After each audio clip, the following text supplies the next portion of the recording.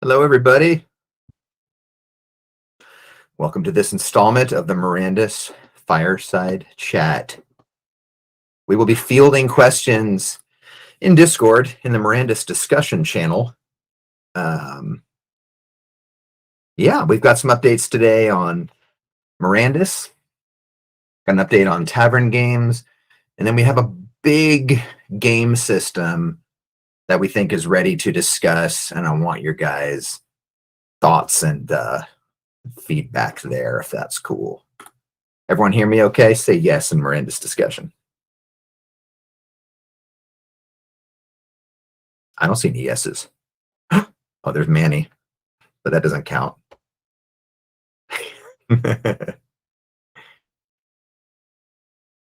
Boom. All right, great. So Mirandus, guys, I'm really happy with the progress. I think you guys are going to think the next community test we have is pretty cool. That's coming in Q1. It is larger than the previous tests. So while the content will be done, I think by the end of this year, we're likely going to need a good bit of time to test and tune it. So know that it's coming in Q1, and we will have it to you as soon as it's ready. Jason, you want to talk about the techie bits? Yeah, let's talk about why we're not doing it right now. So yeah, here's how the sausage is made. There's a time that sausage is made, and I think I just like maxed it. So basically, yeah, there's a million things going on. Mirandus it's a challenging product, and we're doing everything in our power to make sure that we're rolling things out in the right order and making sure that every piece of tech that we put in place is strong and ready and capable of taking the pounding that we want you guys to give it, right? So the past 6 months, we've done a tremendous amount of work tearing things apart and putting it back together in the right form. And in the last few months, we managed to split up the server into a bunch of different pieces and make it so that each different part of the server is scalable independently. Tavern Games actually meant that we needed to pull some tech into this year that we were planning on doing maybe later next year. But the nice thing is, by doing it now, we get it in, we get you guys to test it. We make sure that, all the way that our databases are handled is secure and everything is not going to lose data. We've been working really hard on the Miranda side to make sure that the rendering is really fast and really robust. So you guys may remember from the last major playtest, or let me call it a stress test. It wasn't playtest. It was just a stress test. And Goblin Meadows. It was a heck of a lot of fun, but you may remember that you had exactly one weapon and it was stuck to your hand. It was a bow. And you could fire that arrow as many times as you wanted to because we weren't really keeping count of how many arrows were in your quiver. So a lot of work has been going into building an inventory system out so that you actually can equip things and you can unequip things and you can go pretty deep on a bunch of the different aspects that you're going to get to check out during the next major test in Q1. But what you probably would never know if you didn't have to do this yourself as an engineer is that whenever you are putting items on and off your person, we actually are dynamically reskinning the character to include the vertices from each piece of armor and every weapon. And that way your draw call is one guy gets drawn, and all of that just happens in one go in the GPU. So a big chunk of what we've been doing is building a system so that we can dynamically have people switch all of their gear pretty rapidly. And like we've said, we've been aiming for 1,000 characters, which includes creatures, players, whatever, in one zone. So we've been heading for 1,000 characters being rendered all the time, and we've done it. Brad he's a freaking dark wizard when it comes to rendering, and he's built a bunch of stuff that's really amazing. And in other systems, previous games, I've seen where, swapping a piece of gear will actually cause everyone in the entire zone to just pause briefly, and everything is like, oh, jittery, because that dynamic reskinning is really expensive. We can do it every frame, every piece of gear, constantly. So it's super fast. It's awesome. And what that means is people can sit there and swap their gear and show off and everything like that. And you can see what other people are changing, and it's all working. So it's all coming together. So Super Inventory. excited about Yeah, we didn't have inventory in the previous build because of it is a big thing to create. But that is something you'll be seeing in the next community test. For sure. For sure. That and we've been building LOD systems so we can actually handle the enormous zone space that we want. So we've got some awesome new tech called imposters. It's something that, you know, AAA studios have, and we're a new AAA. Well, I don't know, AAA studio. I don't know what you call us, but Quadruple A. Quadruple A. Yeah, GALA studio. That's what we are. So we're killing it, trying to get all these really neat techniques in, so that basically as things get farther and farther away, instead of them being this expensive piece of geometry, it turns into a quad. But it's a very fancy quad, and so it looks like the whole object is still rendering there. But having all of that tech makes it possible for us to have tremendous amounts of geometry and have it still run on something lower end, like a 1080 or a 2050 or something like that. So we're aiming for as many people as possible to be able to come in and play. We've been building culling systems so that we can not draw stuff that's not in your view. We still are casting shadows from things that are called out. So it's like all this complex building of the rendering system so that we can really give you guys the best possible experience, but also reduce the amount that's going through the GPU. And we just got started on more stuff too. So Smiling Monster had a question. The answer is yes. Is it still going to be one world with just different zones on different servers? Yes, it will. Yeah, it's still one world. Yeah, it's a heavy tech bet. Like we're going really deep on making that possible. And one of the things that we've got running now is every time so Goblin Meadows, everybody was literally connected to the same physical server and the same physical process on that server. Now, one of the things that we've done since Goblin Meadows is every time that someone goes into a new zone, we spin up a new server just to handle that traffic. And when you go there, now there's a process running. You're talking to that process. Other people coming to that zone are talking to the same process. You're all in the same space. So it's important to note that we actually can scale to thousands of different zones right now. We have the ability to do that. We just need to create the content for it. So that's something that we've done since Goblin Meadows. And having that be dynamic means we're not paying for zones that aren't actually needed because players aren't there. So we can spin those down and put them into like a hibernation mode. So all this tech you don't see. Is it still slow when the server is spinning up like for the first time? Yeah. Project pet peeves, guys. First time you walk into a zone where no one is, we spin up a server to accommodate that zone. Yeah, before we launch the next playtest, I'm going to walk around the zones to make sure all the servers are spun up first. Yeah, so that might not get fixed by Q1. Sorry, but yeah, that's one of the things. We have a solution. Yeah, we have a solution for that, but it's we've got to move a couple things around. But yeah, right now it's like 45 seconds to a minute and a half, depending on how big the zone is. Hey, so, Jason, Captain Nero looks like he's offering to get a large group of people together in a field and all simultaneously switch gears. Like 100 people staring at each other. 3, 2, 1, go. All switch your outfits at the same time and see what happens. that sounds like fun. That'll be a good test. Hey, you guys, if you want to let us know when you do that, we'll just watch the server melt. That'll be fine. Help us break Mirandus for sure, guys. We have some people here that maybe you guys have not talked to before. I know you're familiar with Jason and I and Manuel, but Don, why don't you introduce yourself? Hey everybody, I'm Don Epstein. Recently joined as the design director for the project, and this is a hell of a team with a hell of a project, and I'm super excited to contribute everything I can to make it awesome. You ever worked on any games that people might know about, Don? I've had a couple decades in the game industry, so I've had the pleasure of working on many titles over the years: Doom, Madden Football, Darksiders, BioShock 1 and 2. Most recently, spent about a decade at Bethesda Game Studios, primarily on Fallout and a little bit on the upcoming Starfield. Yeah. Rock. Matt, why don't you introduce yourself? Never worked on games before. This is my first one. This is my first. I'm cutting my teeth on this guy. Also, a couple decades. Yeah, I've been in a few places. Yeah, I'm the art director. Yeah, Matthew Bell. Just joined recently. It's exciting. Like, it's clearly the community's excited, and I feel the same way. I mean, Mirandus is already beautiful, so now it's just going to be a lot of fun shepherding that process on it. I guess I got 1,000 zones to make. Sounds like Jason. So I got a lot of work to do. Well, and the art. Actually, Matt, you have an infinite number of zones to make. Infinite number of zones. Oh, good. Yeah, I want the That you know. probably won't be done by Mirandus Q1 shall either. never end, dude. It's just gonna get bigger and better. I just love that idea. That's like, let's just create the world and just have it just get awesome. bigger and bigger and better over time. 100,000 zones, then rest. Do it.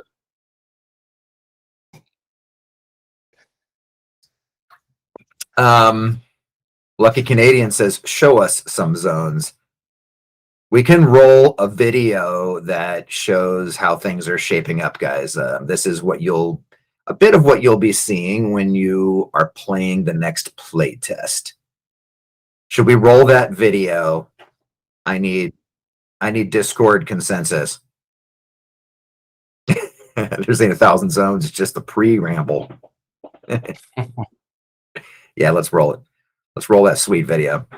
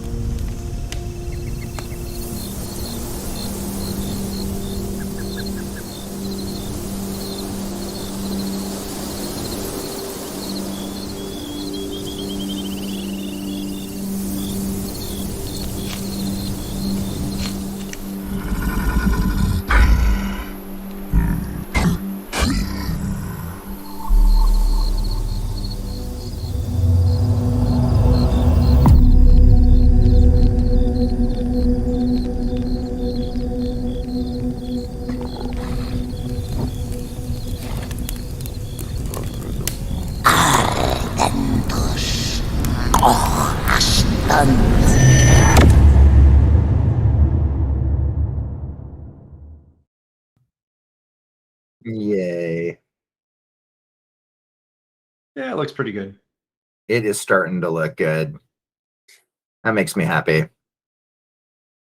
What's cool, guys, someone made a couple comments about the audio being really good. Our audio team is so good, guys. They are. I mean, so good. They, most of those sounds that you're hearing, if not all of them, they collect live in the wilds. And man, it really makes such a difference. And at the end, if you heard the garbly monstery talk, just know that, that's not garbly monster talk. We are actually developing a language of the world. So, for those of you that learn to speak Klingon, there could be an opportunity for someone to learn to speak Mirandus. And if they did, we like the idea that secrets are being given up if you were to learn that language in some way. They might say something to you that is a leak you would not be able to discover anywhere else. So we think that's kind of fun. But it's going really well, guys. And for those of you, who played the Goblin test, the Goblin Meadows, I think you'll see where this is going. One of the things that we've always talked about, and I know you guys have always appreciated you, is just sharing with you how we develop these games. And one of the things that we've always talked about is how slow it starts. It is so slow to start when you're making a game, especially a game like an RPG or an MMO, because there are some big chunks, meaty chunks that you have to build. Once that foundation is set, if it's solid, creating content and adding layers on top of it really falls into place a lot faster than you might expect. So I'm hoping you're seeing is that a logarithmic curve, Jason? Is that, what is that called? Exponential. An exponential curve in production. So we're a bigger team, and it's coming along, guys. So the next tech test is really, it's going to be a very basic taste of like 7 or 8 features that we've had to build the foundation of. And we just need your help testing it like always. So, inventory is a big one. That's dragging and dropping something onto a paper doll. That means everyone around you sees that change. You'll be taking your sword out and sheathing it, depending on if you're in combat mode or not. We're going to have basic crafting. So the ability to walk up to we're going to have a few tents that you can walk up to, tap on, and convert items that you've collected in the wild to something else.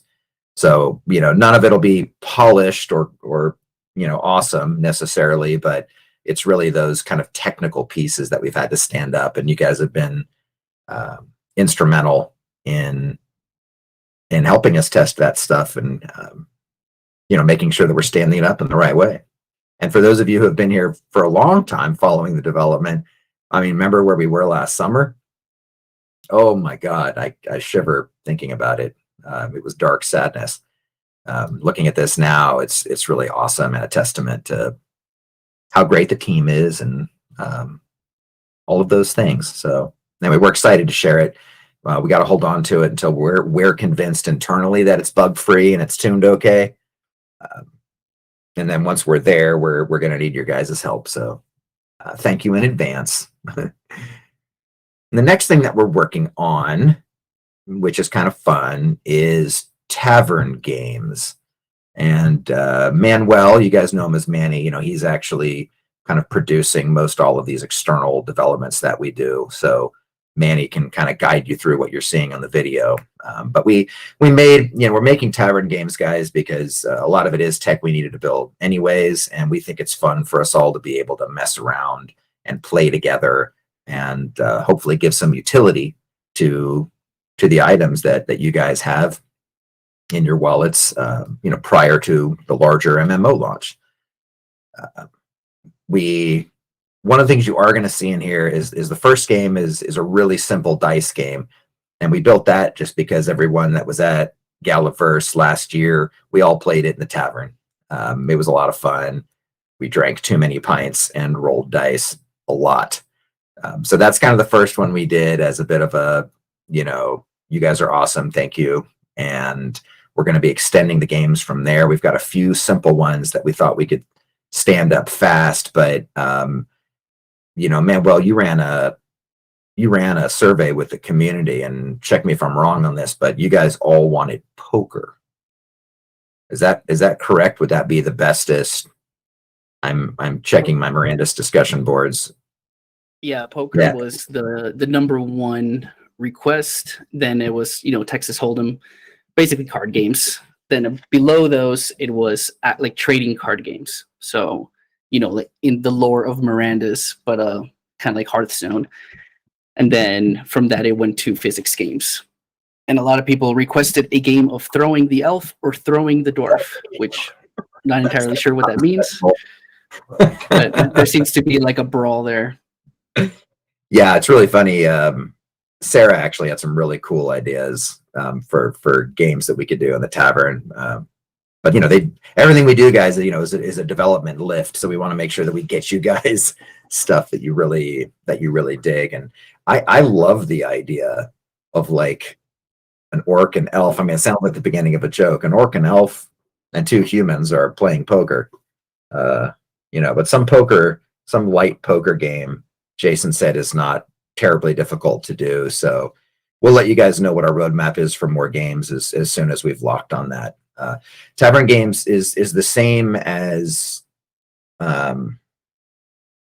it's the same as the Mirandus development in general, guys. It's like we can do some good internal testing, but before we can push that to live, we need to put it in your guys' hands and have you tap on it and make sure that everything's working the right way. And if it is, then we'll push tavern games to live. And I think what we're targeting for that tech test or that community play test is the middle of December. The format is going to be, you guys are all going to start with some coppers that you can be, playing with in the tavern. And we're going to be a leaderboard. there's gonna be a leaderboard, and whoever has the most, and we're still working on what the rewards will be, guys. But as a thank you for helping us test, we're going to be tracking who has the most coppers at the end of the this little 2-day test or 3-day test, and then we'll hand out rewards. And I think, Manuel, you had an idea for one of the rewards, the elusive goblets. Yeah, so we're talking with legal to see what we could give away for the top in the leaderboard, but I think the number one person should get the number one Mirandus mug. This isn't even like mug. Yeah, this is the proof of concept that we had to order to make sure that they were real and good and sturdy. So the Genesis mug, I think that's a good Genesis mug. There's got to be a one-of-one NFT created too for that at some point. The Genesis mug. But yeah, we'll try to come up with some fun rewards and stuff for you guys for helping us test. And then if it's looking good, then we'll push it to live. One of the things that's always really tricky about pushing anything live right before a Christmas break is it's live, and someone needs to be handling those live ops. So Christmas gets ruined for Jason. Yeah. So if it's looking good and we're feeling very confident in it, we might wait till January 2nd for Jason, but we'll put that to a community vote. Does Jason get a Christmas? I don't know if I agree with that.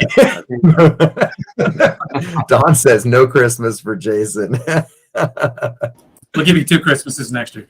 I can be in charge of live ops. I'll just say it's broken. I give you a reboot button. It's like that's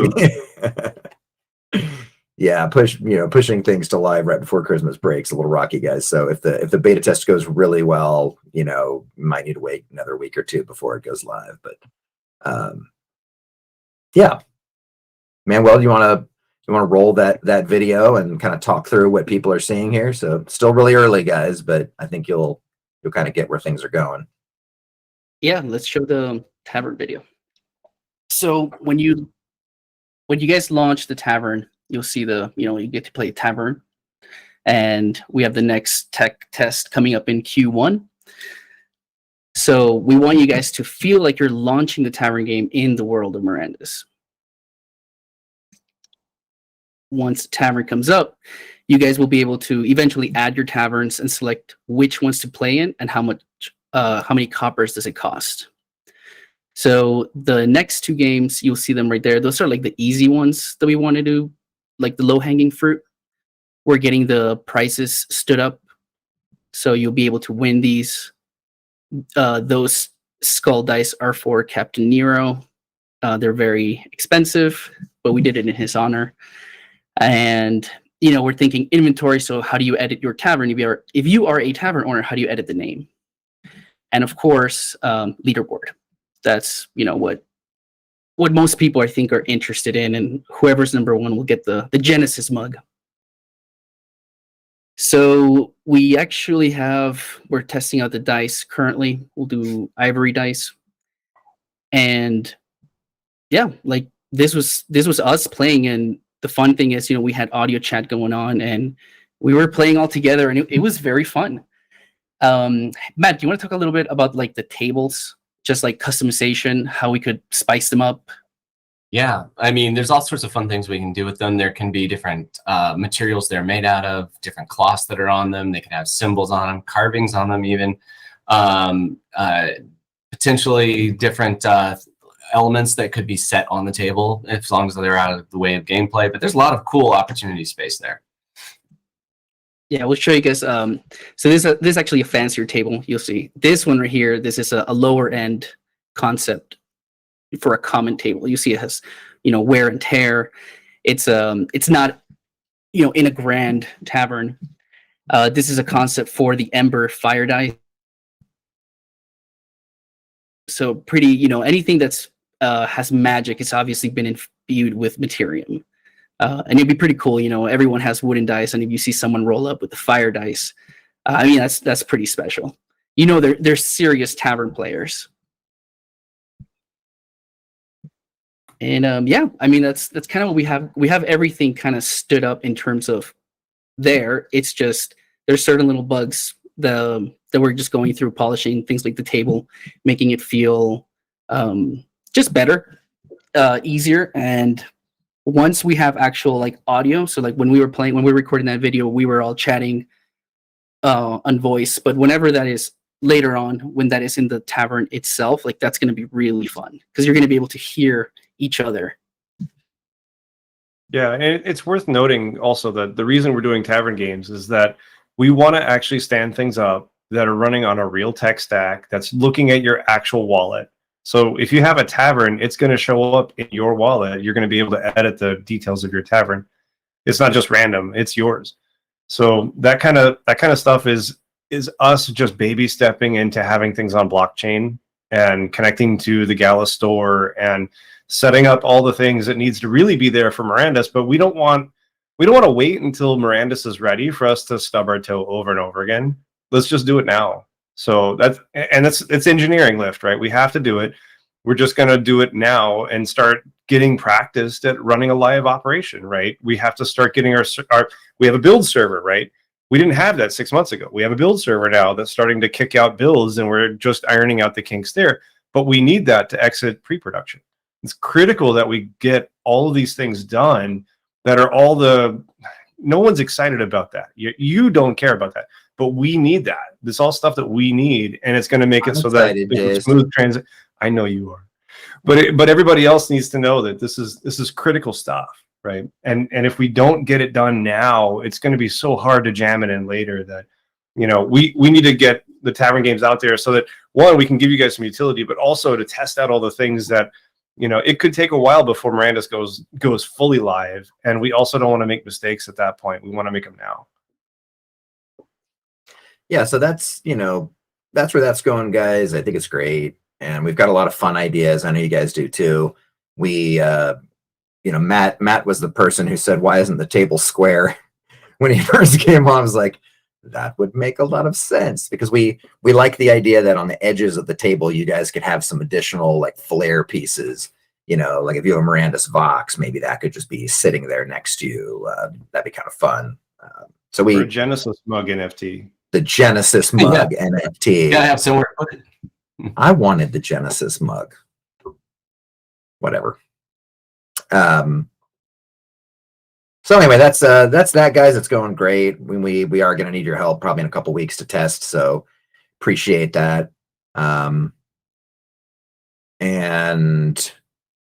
yeah, you might have noticed, a couple people noticed that in that start menu, it said that, let's just dig into the meat. This is a meaty, chunky discussion, guys. So I'm glad you're here for this. Everyone in the Mirandus discussion on Discord.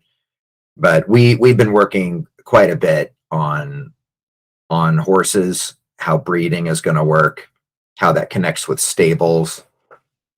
So to recap to you guys who weren't present for some of our other discussions we had about horses, everyone wants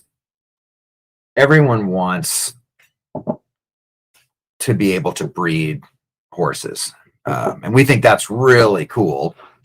Cracking a brewski with you guys now. Everyone wants to be able to breed horses, and what that leads to is horse inflation, essentially, right? If everyone could just breed horses and we're just kicking out horses all the time, the world would get full of horses, and then it would just be a big mess. So one of the things that we've talked about in Mirandus discussion quite a bit, guys, is that horses do need to be able to take damage, and they do need to be able to die. So, we'll be able to breed, but, we do need them to be mortal, if you will, and be able to clear them out of the world. So you need to take care of them. By taking care of these horses that are bred, it's great. You'll be able to upgrade their saddlebags, their tack, and all of that kind of stuff. And the flow will be is essentially, their mount, right? They're a lot faster. You'll be able to go out somewhere and, adventure, go into a dungeon, collect stuff and bring it back, throw it in your horse's saddlebags. But when you log out, what you're going to want to do is take your horse back to town and put it in a stable or at a hitching post and pay that person whatever the hitching fee is. And then it's absolutely safe. If you just log out and leave your horse in the middle of the wild, it could be attacked and killed while you're offline. So that's how we need horses to be for us to avoid just there being this massive horse inflation. So here's the concept that we have now, and I'm going to throw this out there, guys, and you tell me if this is cool. While we need those horses to be mortal and be able to die, we do need there to be kind of Genesis horses, or horses that you guys own or control, that you can breed to start that system and kick it off. So what we have right now, and you'll be seeing this pretty soon in the store, is that there are a few horses that we will release that do not die. When they die, they come back like an exemplar comes back. And all of their gear and everything they have in the saddlebags included, you can kind of resurrect them and bring them back at the cemetery in the same way the exemplars work. So we really like that idea. We like the idea too that we can get you guys a batch of horses that don't cost a megaton either. So we're going to release a set of them that are eternal horses that are at a really low friendly price point. And then if just like deeds, buildings, and exemplars, if you start stepping up the ranks and they're more and more and more powerful, the cost is going to go up. Now, here's why this is cool and why we like this a lot, guys. So these noble steeds that you're going to be seeing, when you breed them, how it's going to work is that stable owners are the ones who breed. So you will have a mount. This is the current direction. You'll have a mount. You'll be able to ride it around. But at night, when you post it up, or if you want to put it in a stable, the stable owner can see the horses that are in its stable, and they can choose which two, the male and female, that they want to breed. They will pay you the breeding fee as the horse owner. They will get the output of that breeding. They'll get a little tiny, a little foal that they'll have to take care of for a small period of time, feed it a little bit. It'll grow into an adult, and then they can list it for sale to other players. That's kind of how that works. And the finer horses, they're going to have powers. So not just are these horses immortal, which, I think you guys understand how incredibly powerful that is. If a mortal horse dies out there, the mechanic that we have to do if a mortal horse dies is that it's laying there on the ground, and you're going to need to go and retrieve its loot. You're going to need to dig into its saddlebags and stuff and try to walk that back to town or get another horse.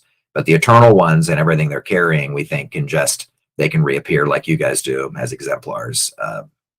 You guys can summon them back from the cemetery. So that's a massive deal. These horses are super powerful. When you start going up the ranks, you're going to start to see very cool powers with these horses. If you breed some of these horses that have these powers, for instance, Don, one of them is like carry weight. We have a horse right now whose carry weight is 2x what a normal horse can carry. So these are massive bonuses and massive buffs. Sometimes when you're breeding those guys together, they will pass their buffs on to the mortal horses. So even though they're mortal, they might be incredibly hardy, have better HP, be faster. So the worst is asking, do breeding horse owners get anything? Yes. What I'm saying is when you park your horse in a stable, you set the fee. So if you have a legendary horse and you've parked it in a stable, you can set the fee, and the stable owner can say, all right, I'm going to pay you this fee to breed that horse. So it doesn't interrupt your play. It doesn't take your horse away from you. You can, if he chooses to breed it while it's there, great. He can tap on that, but you can grab your horse at any time and march it out of there and walk away with that breeding fee in your pocket. So I think it's pretty cool because it makes a mount and horse riding awesome, just like you're used to in other games. But it's also a bit of a business. if you have one of these excellent noble steeds, it's a bit of a business that you can choose to be running by putting it in the right stable. Stable owners might choose to buy their own horses so that they don't have to pay somebody else. So it'll be interesting to see, but we like the idea that stables are a place where you hitch your horses, and also a shop. They're essentially a shop for horses that they've bred, and players can come up and choose a horse. That's kind of how that's going to work, guys. And we're going to get those in the store to you probably in the next week or so. We've got some cool. You want to share that image? We've got some fun stuff. Hugo made a beautiful image. Yeah, it's pretty cool. And we'll make sure that we throw that into Discord here, and so you guys can have access to the wallpaper. Yeah. The horses are gonna be pretty slick. I think what you're gonna see over time, obviously, is the more powerful a horse is, the cooler it looks. And we actually have been trying to think of a way to have you just look at the horse and then instantly know what its characteristics are.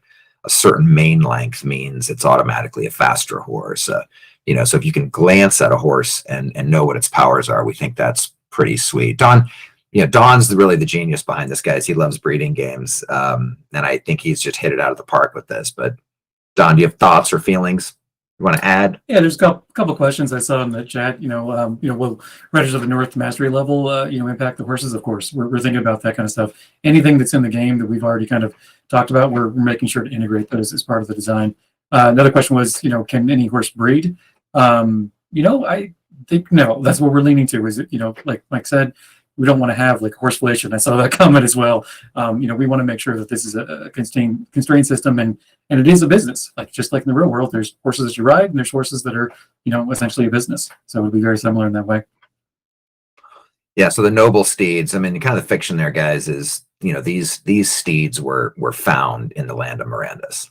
That is why they are so powerful and special. So we think it's pretty cool. We think it'll be really fun, and we think there's going to be, a cool way to engage stable owners. Riders of the North absolutely are going to get bonuses during this process.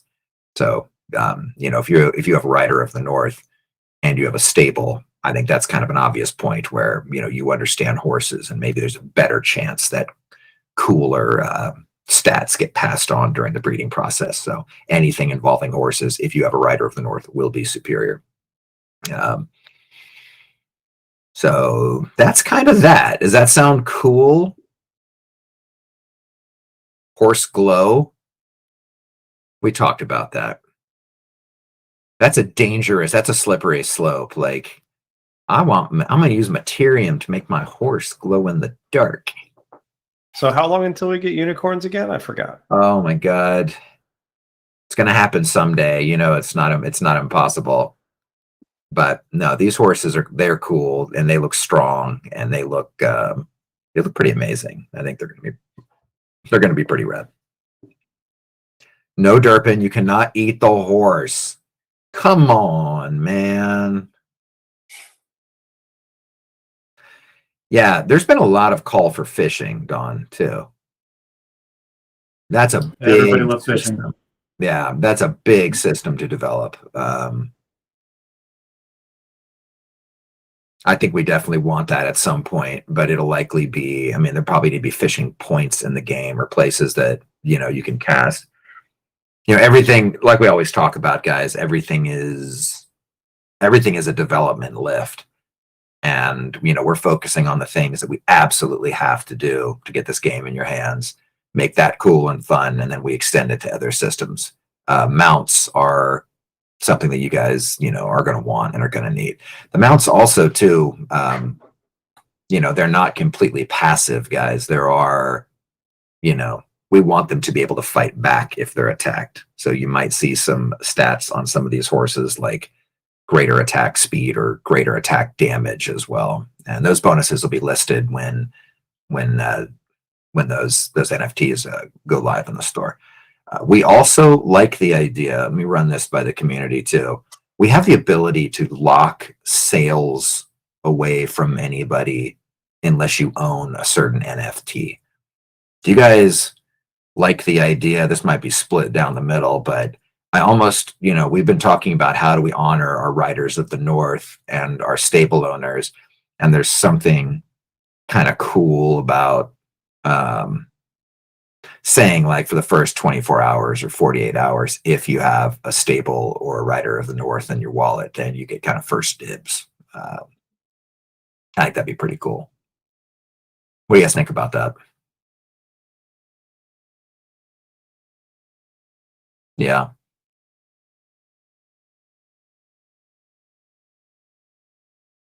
We want to give people utility. And even in the tavern games, guys, what you're going to see is that when tavern games, in the tech test that we're going to run with you guys, everyone's probably going to start with the same amount of coppers.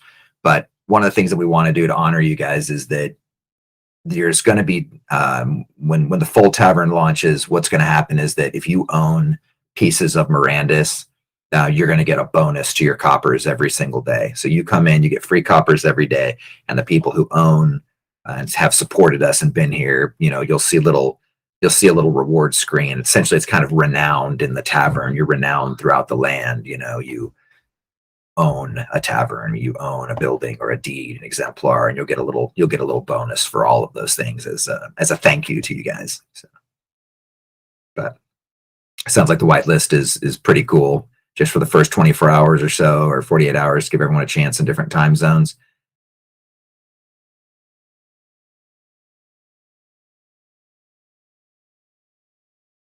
I'm reading.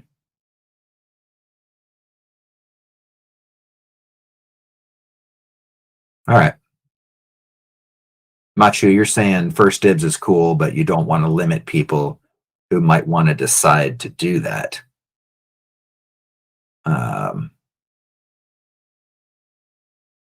Well, have we already decided how many horses are going to be total? Yeah. I mean, we're thinking that if we release too many of them, guys, then everyone is having these horses. But what we're trying to do is say stable owners and horse owners can start a business of breeding. So we're thinking there's going to be about 1,000 of these horses tops, something around that. And that'll ensure that there's kind of these Genesis horses, if you will, that can breed. And if we can get there, one of the things that we want to do, again, is give you guys utility and something fun. Could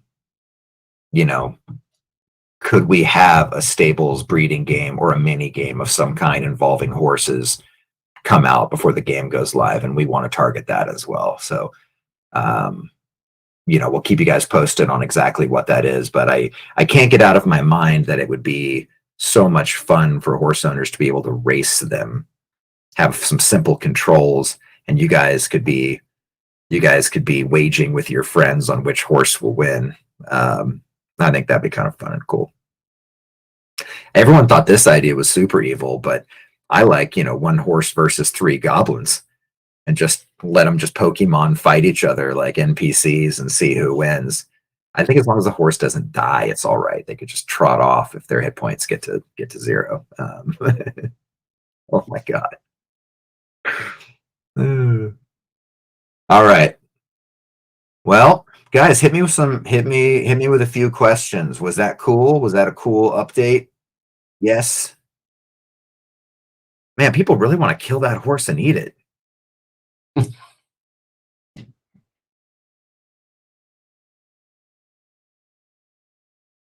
Yeah, and cool. To be clear on the horses, one of the things we don't want to do is develop a I'm on horseback combat system that's allowing my exemplar to fight on horseback. We might get there at some point, but that's super difficult to do with a lot of strange rules that go into that. That's pretty tough. But the horse itself, we want to be able to, have a stomp, kind of a rear back and stomp that could do some damage. And we talked about food earlier, guys. This is really important for everyone to understand. You're going to see this in the next tech test. Food and sleep are really critical. And the leading design that we have right now is that you're essentially eating, and when you're eating, you're not hungry. So, you are at full energy. It is not a sliding curve. You feel totally great. If your food elapses all the way down to zero, you are in a hungry state, a starving state. And when you're in a starving state, you don't perform as well in the field. Your energies doesn't come back as fast. We're even looking at, you can't sprint or run. You can only walk. You're tired. You're desperately trying to make it back to the town. And then there's kind of two categories of food. Food we're thinking of as travel food, and we're thinking of as a hot meal. So you'll be able to throw something in your backpack like bread or jerky, and that's kind of your emergency, help me get back to town. You've bought yourself a little bit of time to, bring up your meter a little bit and get you back to town. But for, if you want to fill your meter up and not have to worry about it for, a day or more, then you need to eat a hot meal. And those hot meals, come from the inns and taverns. And a hot meal is going to be a culmination of all the agriculture and farming. It's going to be meat, it's going to be bread, it's going to, include a pint of ale and stuff for our brewers, and you kind of assemble all of that into a meal. You eat it at the tavern, and then you're good to go for very long periods of time. So there's, that's the leading kind of food idea that we have. And then sleep is how you recover your hit points. So anytime your hit points get low, you can just pop into an inn, tap on the bed, pay the inn owner. And as long as you're not in a starving state, you can recover all of your hit points. So we want to build in food and sleep into the system, but we don't want to make it punitive, but it needs to be important in the game. And then make horses hungry. Oh my gosh.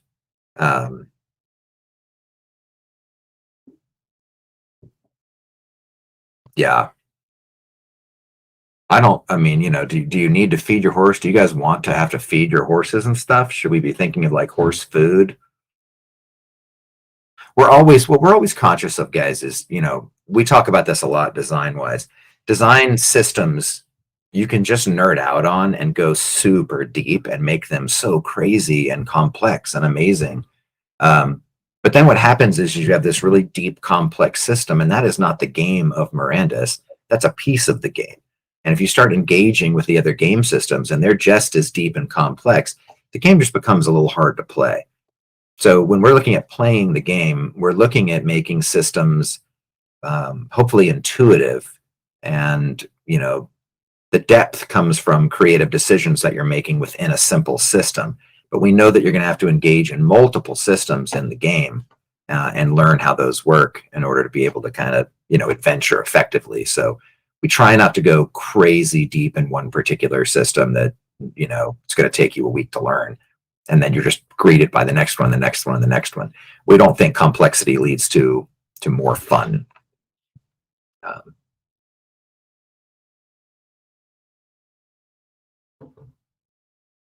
Yeah, so there's questions here about how does the ranching deeds work and being able to grow meat and the barns. And I think what we're gonna I think that what's gonna happen is that's a system that we will go deep on and get you guys answers. How complex do we want to make a cow and a sheep system or a chicken system? We'll just engage you guys in that. For me, what I like is that, you guys have bought those deeds, those ranching deeds. That's already a lift. And then you're going to have, then you've got your stalls where you can keep those animals. So there's going to be, a bit of a growing that animal up, feeding them, and then harvesting them game. And again, we could make that crazy deep and complex. But I think what we're really trying to do is just make sure that you can kind of own and control the output of livestock, which is going to be critical to those hot meals that are being served. So when we have that locked, we'll engage with you guys and see how complex and deep you want to make it. But, it's more about collecting the ingredients in the same way that you collect wheat. And I think we would probably initially try to steer the ships towards a simple system like that so that you guys can engage in it, you can get its output, and then feed that back into the food system. Is there food out there in the wild like mushrooms? there are things. So Lucky Canadian's asking, are there things that you can glean from the environment or be able to harvest out there? The answer is yes. Yeah, we are going to seed the world with what we call core resources. For instance, wood is not an NFT. A mushroom is not an NFT. These are things that you guys can just collect from the wild, get really quickly, shove it in your backpack. It's when you go back to town that those things would need to be crafted into something, that becomes valuable to other players. And that crafting step is the step where we like to say that's where the NFTs get created. There was another question that came up today, guys, that I want to address, which is about time, crafting time. People were asking, how long is it going to take to make something? And, I just don't think it's super fun. I'll see what you think, Dawn, on this, but I just think there is a ton of trouble and time that you guys are going to spend collecting the ingredients and having the recipe and making it to the crafting station and making, it's like, that is the time. I don't think it needs to have a penalty on the other side of saying, well, now you've kicked off this craft, come back in 2 days and your mushroom stew will be ready. It's like, you've already spent the time collecting the ingredients. And I just like games a lot better when I sit down to craft something. If I have the ingredients, I get the thing. What do you think about that, Don? Yeah, absolutely. I mean, a lot of the fun is going back and forth when you have to get the wood, turn the wood into coal, and go to another place and use it there. And that's the game. That's the fun part. No one wants to stare at a screen and watch a timer. That's not fun. King was asking about using Materium to make a horse magical. I think what we would say, King, is that one of the things that we're playing with is that you can use Materium to sway the outcome of the breeding process. You can increase and maybe even be able to potentially guarantee that great traits get passed on, or that there's less maybe negative traits that could emerge, things like that. So you can kind of sway that process by using Materium. Now, the horses too, guys, aren't just horses. I think there's, what are we planning? 8 different points of upgrades that you can do on them, like, saddles, bags. So, there's a lot of things. Oh, that's cool. There's a lot of things that you guys are going to be able to upgrade on your horse. And that's where I think we would probably steer the Materium ship, is that if you have a magic saddle, maybe, you could have an increased carry weight or speed or things of that nature. So I think we would try to build that into the gear system because it mirrors the exemplar. It mirrors the exemplars. We want you guys making magical gear, and that's a big part of how you buff your character, better gear. Horses have inventory though, right? Yeah. So imagine you have a limited amount of inventory in your personal space. Having a horse is a tremendous increase in flexibility. So that alone, even if it's not a noble steed, but a derived one, is super useful, besides the fact that you're going to want to ride it to go places faster. That seems like a really important shift in Mirandus. I love the idea too, that, and again, guys, our North Star is we're trying to simulate this fantasy world. What would it be if, and I love the idea of a group of dwarves with horses that have increased carry weight, and they're kind of assembling themselves in a large group to go, raid the mines and try to collect as much as they can and bring them back to town. I think that's pretty sweet. Yeah.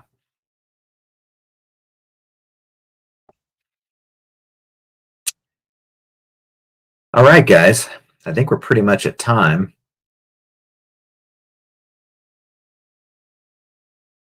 Oh, Zal, you're asking, this is a good question about you asking about the energy system on the crafting exemplars if it's not a time gate. We will use the crafting exemplars. If you're using them to craft, you will have bonuses to their outputs. You will stand a better chance of getting a potentially better thing. I'm not too into penalties, guys, either. Like, especially with NFTs and crafting, I'm more into, what you're going to get and can count on it. Because if you're feeding, core resources and NFTs into a crafting system, you guys know what the value of those things are to other players. And I want you to, I want to ensure you're at least going to get X. But is there a possibility that, you could get 2 of those things, or a possibility that it could come out in a, fancier state? I think that's where we would steer that shit. Oh, Okami wants mini horse models. Me too. I mean, guys, I got to tell you, how fast did the horse conversation go? Where it was like, how do we put an orc on a little Shetland pony with his feet, with his feet dragging on the ground? It's a pretty big time lift when you're doing horses, guys. It's hard because you have to animate the horse, we have to animate the exemplar in all of its forms on its back. So if we have too many different size categories, that'll slow down the process. So I think we'd probably start with it. There'll be some scale differences, but we need to make sure that the animations generally propagate to all of them. But I do love the idea of there being miniature horses at some point that can be ridden. That'd be really funny. And the answer is yes, Tofu. Jason does have a Materium hat flashing in the background.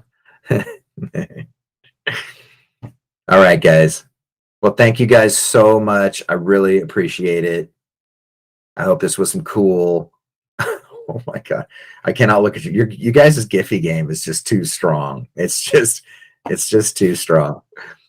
Well, I hope that was fun for you guys, and we'll be hanging out, all the way from here through Christmas to answer more of your questions on Discord and the Mirandus discussion. And I think that's it, guys. Any other follow-up thoughts from the teams? Well, keep an eye out for Tavern Games in a couple of weeks. We're going to do what we can to get it out and in your hands so we can do an initial test. I'm excited to see what you guys think. All right. Thank you guys so much.